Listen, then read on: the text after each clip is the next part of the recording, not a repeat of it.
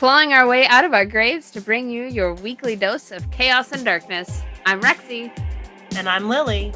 And this is the Morning Report.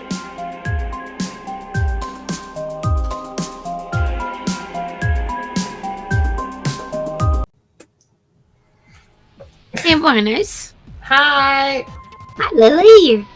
Hi, darling. Lillie turtleneck. I know. I just... What? Oh. Lillie is a cold Lillie. I am cold. It's just my bedroom. It's like... the weather, right? It's 75 right now. I'm like... I'm like in a t-shirt eating ice cream. And I'm like, my toes are cold. There's hot hair right now. Ugh. Okay. Let me turn my... Hang on just a second. So what have you been up to? Like, we haven't gotten together in a couple weeks. Because my life is just bleh. I think it's gearing up to just be a shit show for the month of October. Oh no, like because you're so busy or what? No, just because of the stars. You know, with everything happening this month, I think we're just... Are you saying that we're all in trouble and we should be prepared? Yes. Be prepared. And I was like, you know what? I'm going to get some spooky month moon water. Can't do that on the full moon. Because it's supposed to be a lunar eclipse. Oh, really? Yeah. Friday the 13th, lunar eclipse, full moon. It's a full blood moon. Wow. And I was really looking forward to that because I love my blood moon water. But I don't want eclipse water. That's some dangerous shit. I'm trying to think of like an ethical use for it.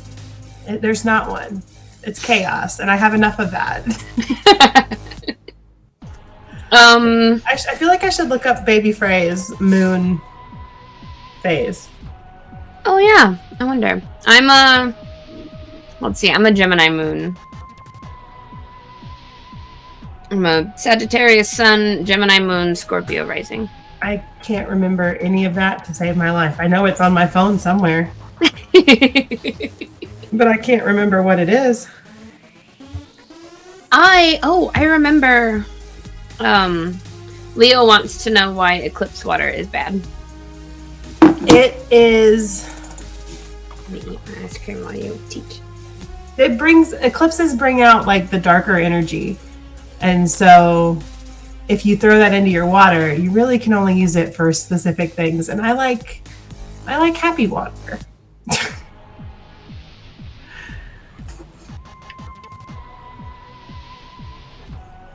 Yeah.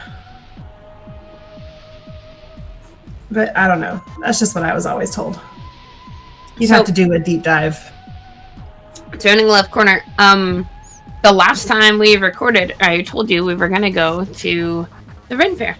We went to the Ren Fair last weekend. Well, last weekend? Weekend before last? Weekend before last, I think, was the Ren Fair. Oh, yeah, because the last weekend was like yesterday. We didn't go yesterday. We went last Sunday. It was really fun. It was like... we tried to get Leo to go with us, and he was too busy, so he stayed with Nova instead and kept Nova company. And we met some of Eric's family up there and did like watched the joust and wandered around and wore costumes, and it was really fun. We met Kevin. Kevin came up. That was cool. Oh, awesome. Yeah, I saw that. Yeah, I didn't realize he had come up. It was really fun. And then last weekend we didn't do a whole lot because of all of my stupid accidents I had last week. I just kind of have been hanging out. I've been doing a bunch of like computer work and podcast and like social media stuff because I am supposed to sit down a lot. Swear. I move away and now I'm just worried all the time. Is this the day that Rex gets hurt? Maybe. For real? Maybe. I'm just really sore. It's just like the more I take it easy, the quicker I'll stop being so fucking sore and like get back to normal. But I have shit to do. And it's hard. Speaking of having shit to do you want to know what we're going to talk about today? Yes. We're going to talk about the Voynich Manuscript. Ooh. I'm really excited because I don't really know anything about it. Let's see. So when I asked Leo for a story on the Voynich Manuscript, I basically was just like, I don't know anything about this and I want to know about it. We're going to learn together. Yeah. Oh, you don't know much either? No. Fantastic. Okay. I think, though, before we do Voynich, Daryl has probably sent you a lovely new or some kind of new story. I was going to say, let's not throw the word lovely around. Lovely. It doesn't mean anything. I'm going to continue to eat my ice cream. I don't know where this man finds these articles. Like, what does he Google to find these articles? Seriously. This is from theatlantic.com from January 8th, 2014. So a little long ago, but it kind of ties into the last episode. Was the last episode Aliens? Mm-hmm. Okay. So it ties into the last episode. Well, other than the, article swaps. Oh, yeah. The last not real. You know what? I give up. I'm done. Just read the story. Okay. Cormac McCarthy was a writer. I think I've read something about him. Did he write The Road? Yes. Yeah, I read that. Well, his ex-wife seems like a top-notch human being. Cormac McCarthy's ex-wife pulled a gun out of her vagina during an argument about aliens. As the owner of a vagina? How do you get it up there? Guns are all, angled. And I don't know. I guess we're going to find out. Are we?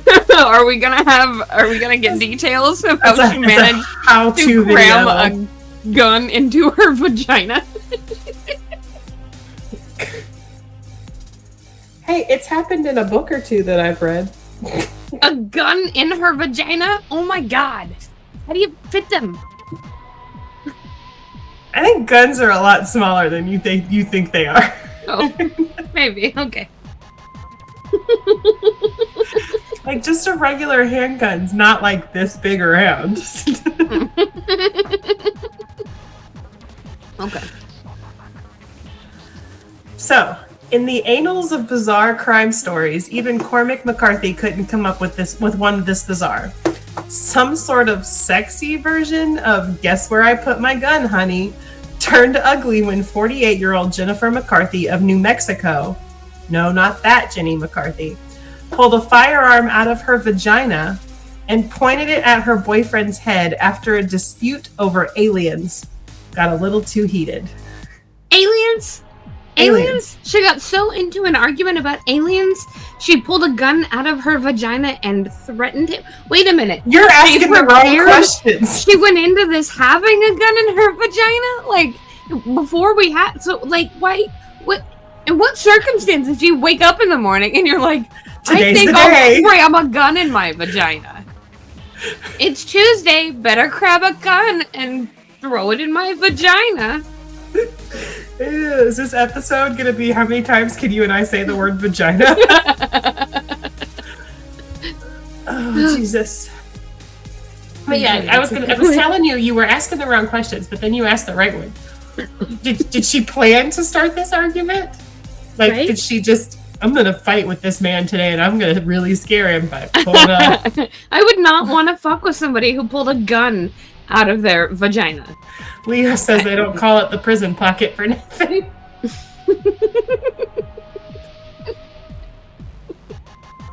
We're never going to get through this. Oh. Okay.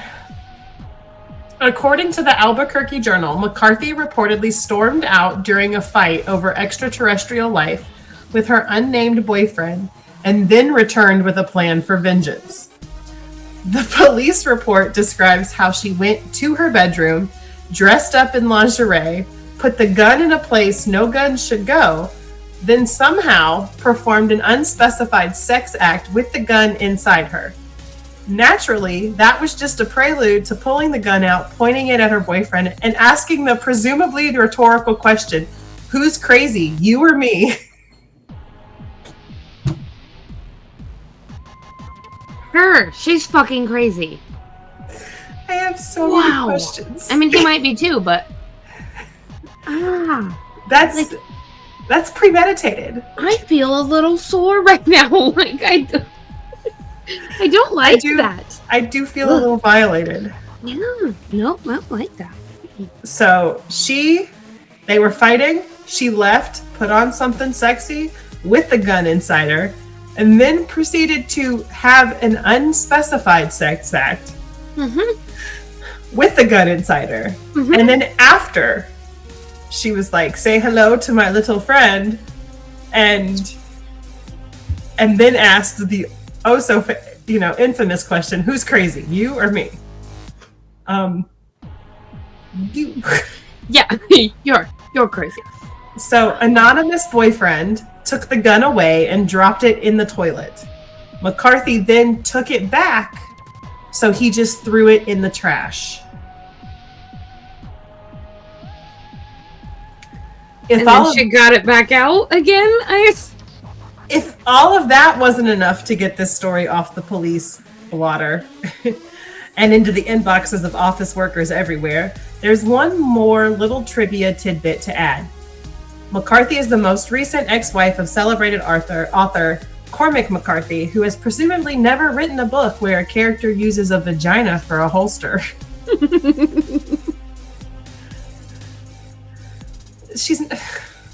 Leo says maybe she's just always packing heat. I mean, maybe she's just always prepared. She was charged with aggravated assault on a household member, and she was released from jail with a $5,000 bond. And so this article then ends with, "So remember, kids, stay safe. If you and a romantic partner are discussing whether or not you've ever met an alien, and you say you have, and he says it's impossible, and you say an alien taught me how to do things with a gun you wouldn't believe, and he says you're crazy, and you say you're crazy, and then you plot a sweet revenge plot wherein you dress in your sexiest garb and do some sort of seductive vagina gun dance before delivering the perfect line in a measured, throaty voice, who's crazy, you or me? Make sure there are no bullets in that gun."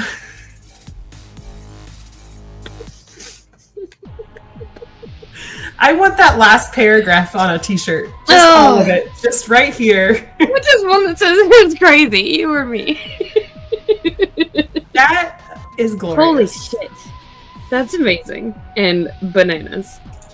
I will let him leave Fired Island for a bit. So we are going to leave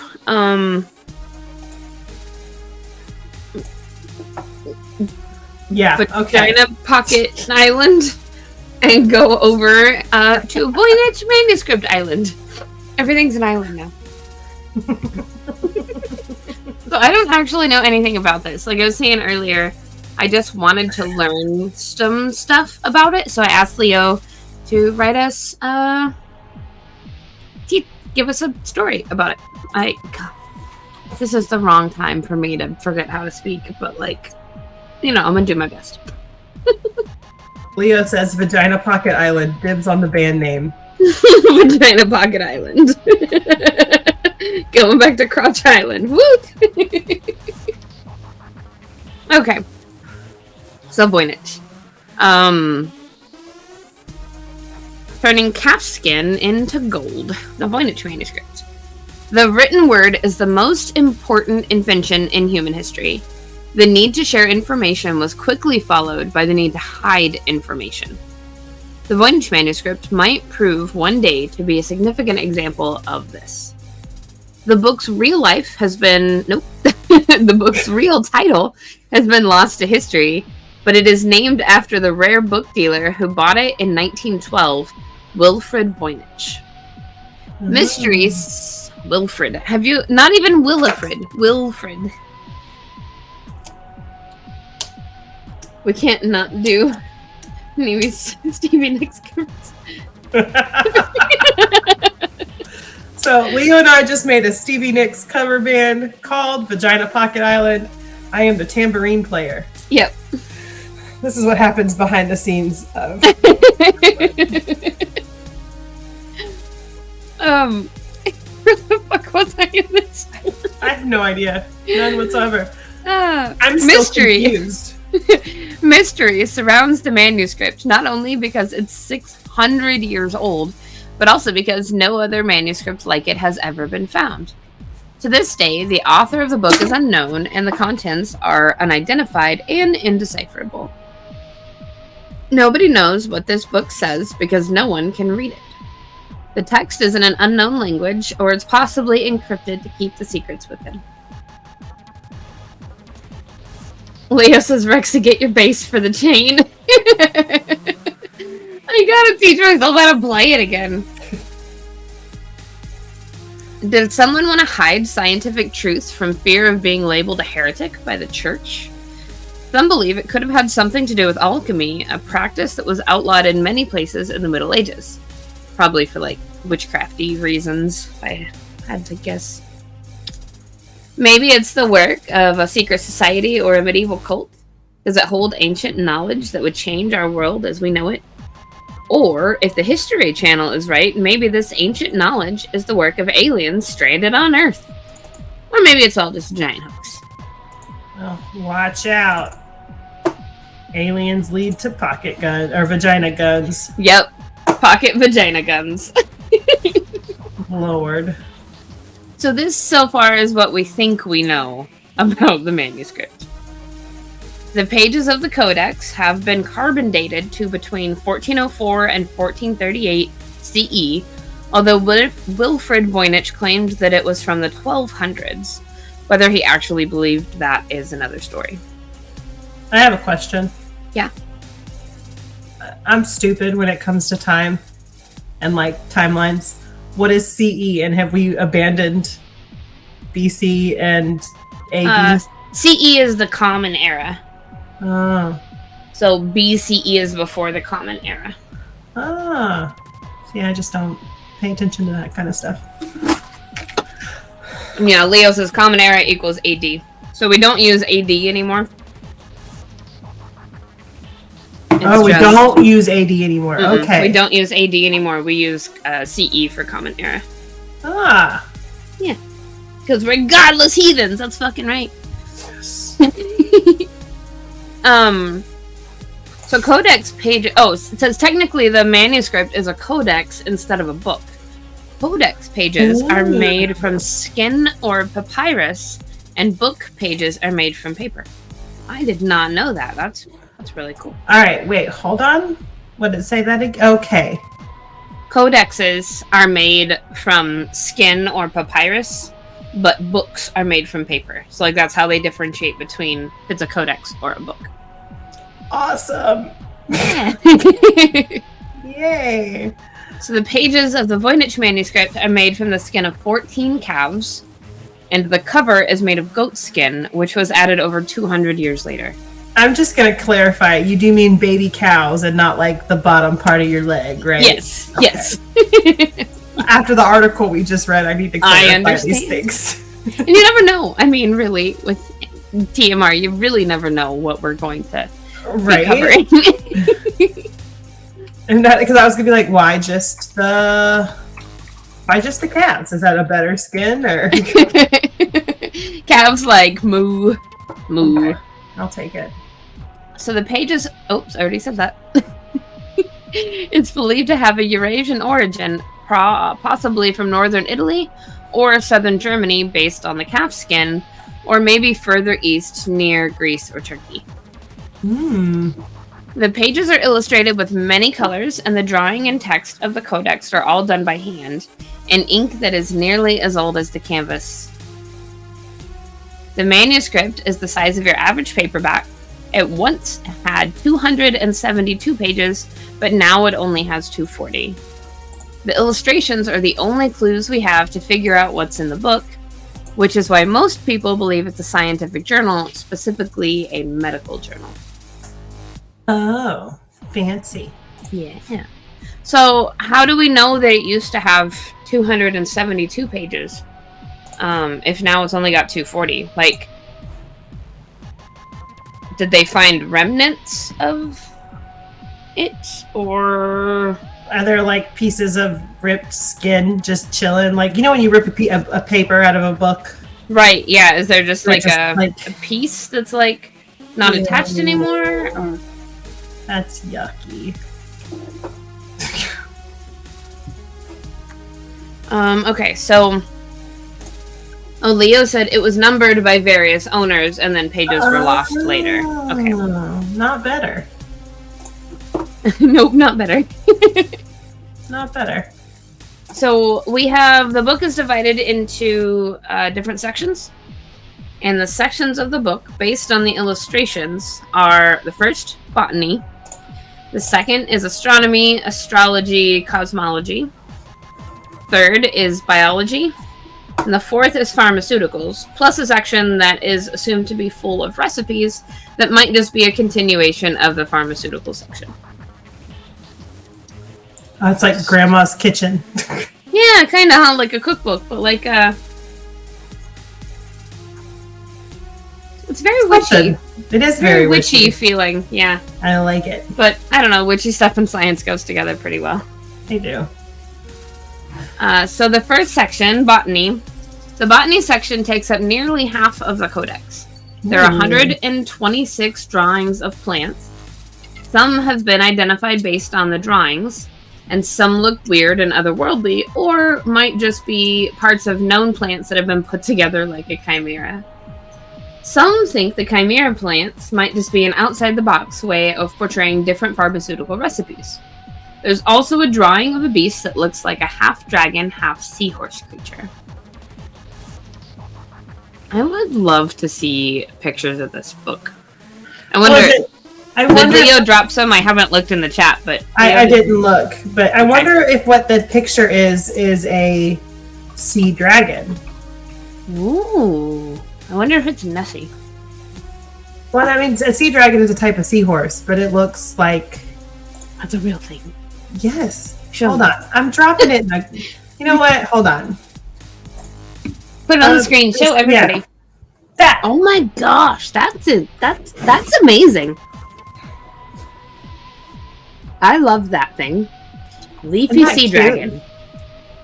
I love it. It looks like it's got a bunch of wings like a lace wing. Yeah, oh yeah. I'm pretty. So there.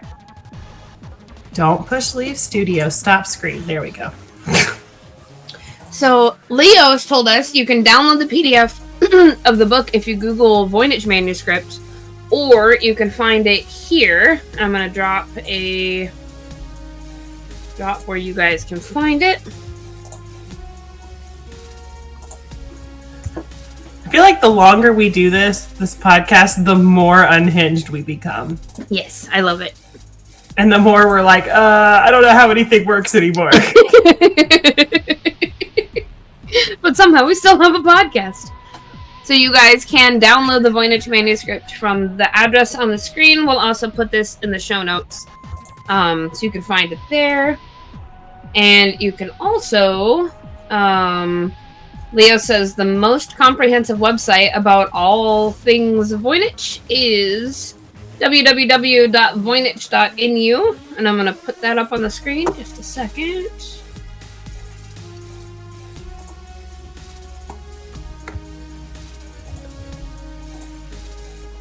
There we go. You can also go there to find out all kinds of cool things about the Voynich Manuscript.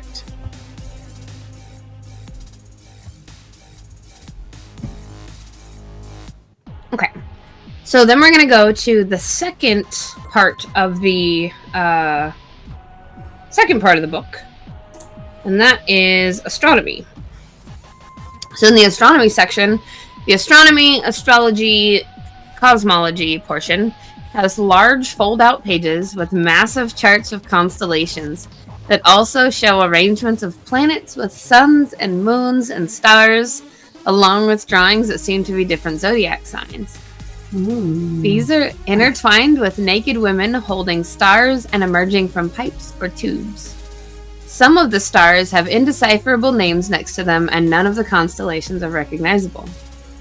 Even this section could be proof it's a medical journal, considering that astrology played a huge role in choosing medicines, bloodletting, and other practices at the time. This sounds amazing. Oh my god. I want naked ladies holding stars coming out of tubes. Me too. Just like all over the house. That'd be rad. All over. I like it. Now the third section is biology. The biology section shows pictures of pools or baths full of naked women, some possibly pregnant, soaking, swimming, and sometimes drowning. The pools are often connected and flow from page to page, sometimes by streams, other times by pipes or tubes. Some of the baths are shaped like ovaries, fallopian tubes, and uteri, which is why why some believe the book is about women's health and medicinal therapy baths.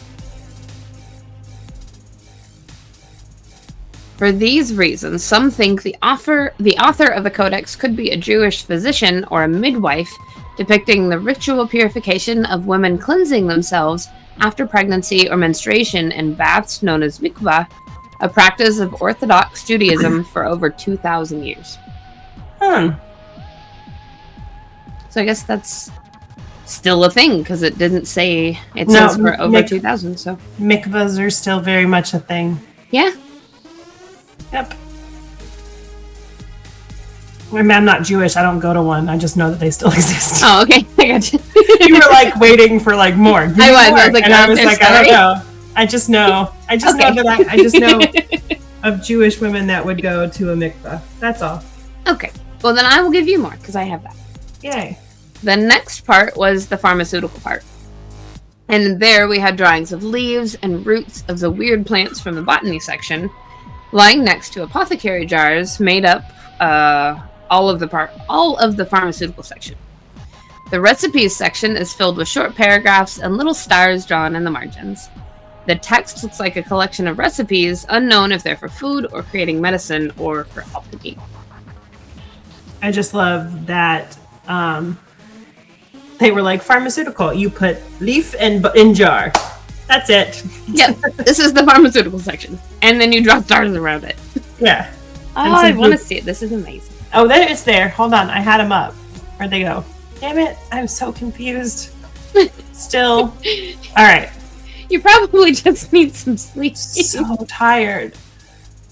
Now I've lost it. This one. Yeah, okay. So there's plants. Okay. Wow. Okay. This is really freaking cool.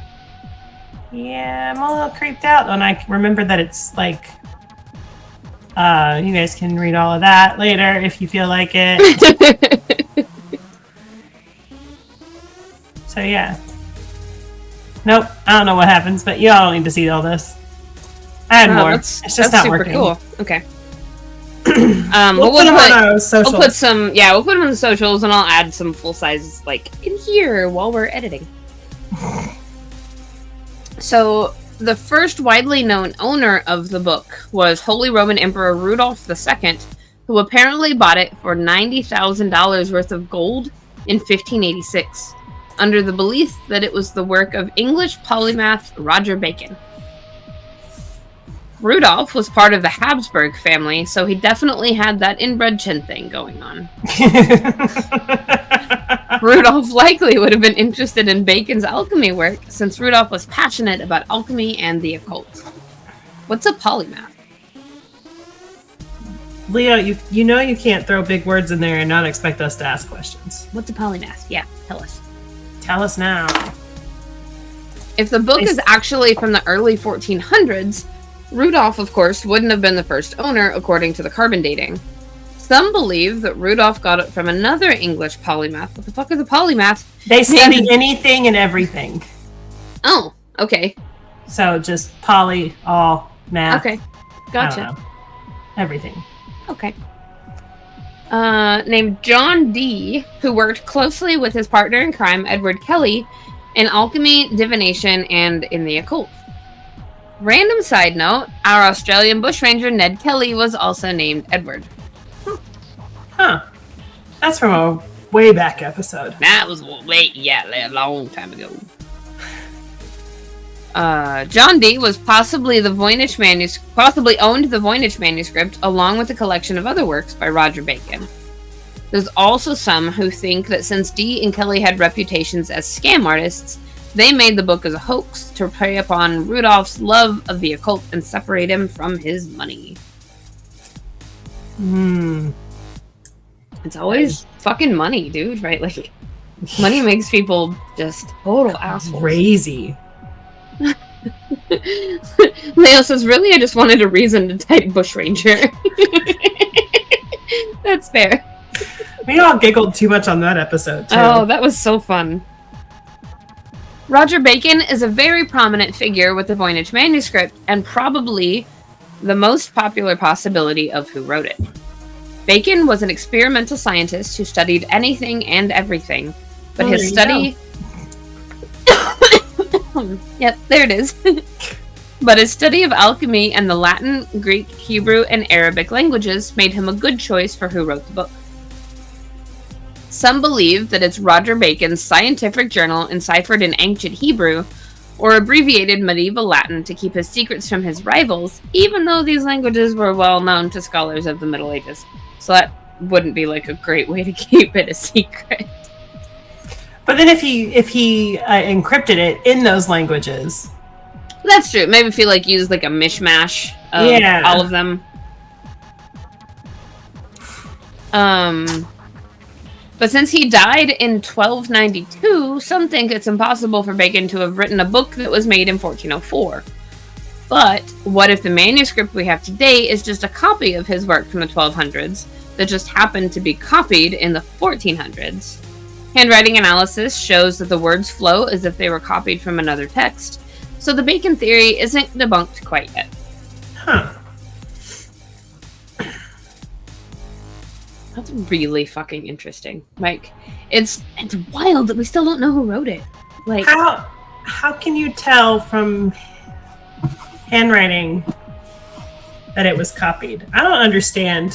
It's probably the spacing. It's okay. People who are analyzing handwriting, they're probably looking at the spacing and the way they're writing. So if you're maybe picking up your pen or your pencil in a kind of a weird spot because you can only remember a few words at a time, instead of from your brain writing them down, you would generally stop at the end of the sentence. Leo and I are right. It's magic. Handwriting analysis is magic. Yeah. A lot of everything is magic. I'm going to leave you with a random legend about Bacon before we cut this in half. Bacon! It's rumored that he made a talking head out of bronze, not attached to a body, just a head that moved all on its own and can answer any question that you asked it. Mostly limited to yes or no answers. Basically, it was a steampunk Magic 8 ball head. Magic 8 head. That's fucking cool. That is pretty fucking cool. Yep. So that's all we have for this week. You guys will have to come back for next week and see how this wraps up. Yeah. I just zoned out for a second. That's okay.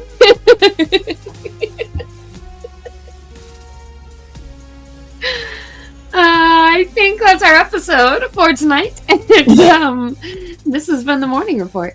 The Morning Report.